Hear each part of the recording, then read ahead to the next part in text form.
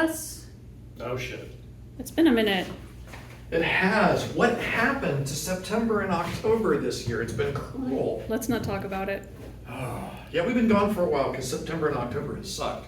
Oh shit, you said, hey Russ. Yeah, so I've got a actually rather old question from the Reddits. Oh dear. A beginning fencer wants to know what to do when you just start sparring and you get that deer in the headlights moment. The deer in the headlights moment. You mean the one where there's an oncoming pickup truck rushing at you and you're not sure whether to go left or go right? Yep, that's the one. Do your fundamentals. Done. Easy. Wow, you have answered the question for all time. Good job. Okay, so actually it really is as simple as that. The answer is, unfortunately, it's not as easy as that. What you're going through as a beginner when you have that happen is you have a series of actions you have been training, but you have not yet integrated them fully as an action you might do subconsciously, automagically, because a situation is happening. So let's say, I'm assuming this is going to be a longsword dealio, right? So come on over here and swing your saber with two hands at me. All right. You might have trained, for instance, and now Cat will attack, and I will do this, and I will try to win that bind while smacking her in the forehead. Boink. Boink. Okay, great. So you're now standing here, and you're waiting for your attacker to do that move, but she doesn't do that move, and instead she goes poing, poing, poing, and shoves her point in your chest, and you're like, wait, what do I do? This isn't the stimulus. And that's a problem with learning how to find yourself an action plan. What do I do? Hopefully at some point in your drilling, you're taught how to actually attack, which is one of the reasons we have specific videos on, I'm the attacker and they parried, now what? Right? So you can go back and watch those if you're a saber-oriented person. But if you're not, it's quite simple. I'm here, she's here, we're maneuvering around for space, and I want to do something, which is hit her in the face and giggle. Okay? How do I do that without getting hit and just taught, bad student, no attackee ever? You don't.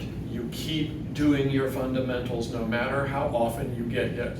If Cat is 9,000 times more senior than you and keeps hitting you, good. Cat is 9,000 times more senior than you and should be hitting you. Cat is operating on a different plane than you are. Your first issue with bouting, assuming you have a quality coach,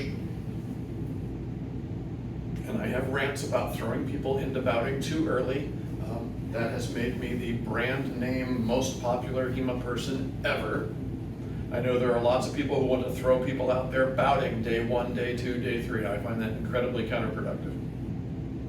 Somebody comes to visit, I'll be like, here, there's buffers. Show that person a good time before we get to work so they can calm down and get it out of their system.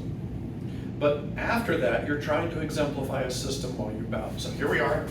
Dun, dun, dun, dun. Fighto, and I do this. Why? Because I've been taught that. After this, I don't know what to do, and I'm just going to go on instinct and try not to get stabinated. What's a good way not to get, and then she comes around this way and does terrible things to me. Great, and that happens over and over again until I learn, dun, dun, dun, dun. And then I try not to get stabinated, and she does terrible things to me, and I do this. And then I do that, and I scored a hit, and it was amazing, and yay, I get to live with that for the week. Woo! I got a hit! Eventually, it goes from 1 hit out of every 50 to 1 out of every 20 to 1 out of every 10 to 1 out of every 5. And shockingly, along the way, suddenly you realize you've gotten better. You won't realize when you're learning, you realize that you've learned. That's the way our nervous system works. Our nervous system is simultaneously spectacularly amazing and stupid. So here I am, and I don't know what to do. What's a basic thing I've been taught to do? I know, stab her in the face. Oh no. And now she's going to do things she knows how to do, which is probably going to be way more clever than my thing. So here's my plan. I did a thing. Now she's going to do a thing, and I'm going to try to get rid of that. When her thing is over, I'm going to do a thing. Oh no. Now she's going to do a thing. Now I'm going to do a thing. Congratulations, you have gotten to basic sparring and you're no longer helpless. Extrapolate this out to the system you are being taught. And it can be one thing. Hey, I'm going to work Zornhauer this time around. I'm going to work, oh Lord, I don't even remember my Bolognese terminology right because it's all in the spaghetti bowl. She did not laugh. Damn it. I thought that was going to be funny. We don't have any more funny content for them today. Darn. Darn. September and October, it's rough, man. So that's the problem. The problem is you have static drills and you have not yet integrated them into the idea of how do I apply them when it's not a scripted pattern. The other thing you can do is just shadow box. Play around like you have invisible sword fighting going on and see if you can move the way you move during your drills while you're doing your shadow boxing. So it goes from here's a formal thing I've learned to this is a thing that can happen while I'm in motion. The other thing is your stance. If you drill sloppy and you don't drill in your fencing stance, and then you get in your fencing stance, it will not be available to you.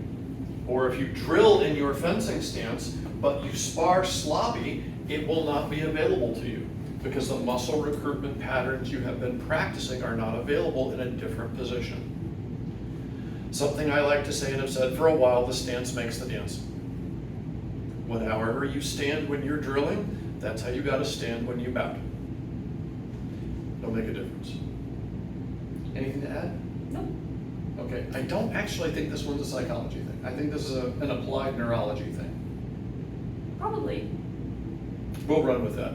Okay, so thanks, and go do the thing with only one headlight in your face, because that's progress.